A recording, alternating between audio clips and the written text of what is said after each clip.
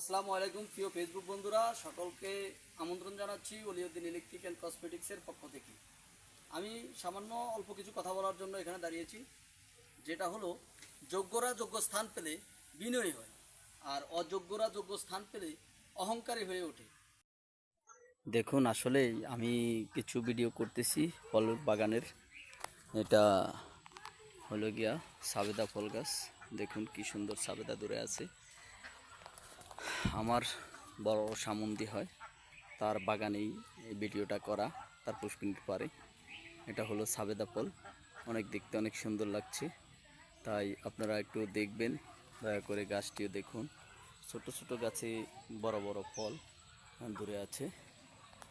বন্ধুরা, আরেকটি গাছ দেখাবো আপনাদেরকে।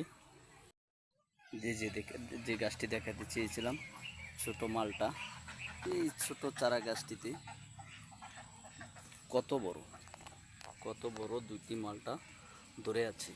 দেখুন গাছটি কত ছোট, মনে হয় যেন গাছের ভারে ফলের ভারে গাছ পড়ে যাবে, এমন একটি দৃশ্য দেখা যাচ্ছে।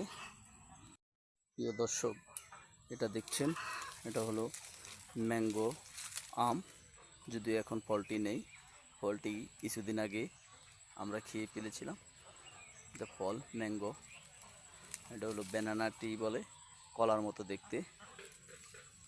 দর্শক, এটা হলো লিচু গাছ। এই দেখুন কি সুন্দর লিচু পাতা। এখন ফল নেই যদিও, কিন্তু লিচু ঠিকই আছে। প্রিয় দর্শক, এটা দেখছেন, এটা হলো দেশি, আমরা কালো জাম বলে থাকি। আমাদের ভাষায় আমরা বলতাম গুজুম, কিন্তু এখন হলো কালো জাম। এই গাছটি তো সবাই কমন চিনেন, নারকেলের গাছ। একটি মনোমুগ্ধকর বাগান যা আপনাদেরকে দেখাচ্ছি। এটা হলো কাঁঠাল গাছ। দেখুন, এই যে কাঁঠাল গাছের পাতা দেখতে অনেক সুন্দর। এই হ্যাঁ প্রিয় দর্শক, আরেকটি ছাবেদা গাছ দেখলাম। দেখুন কি সুন্দর ছাবেদা ফল আছে।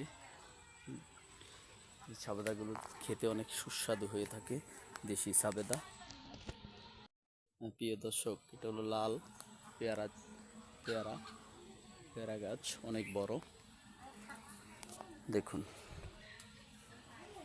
এটা হলো আপনার, এটা হচ্ছে গিয়া বেল গাছ, বেল অত্যাধুনিক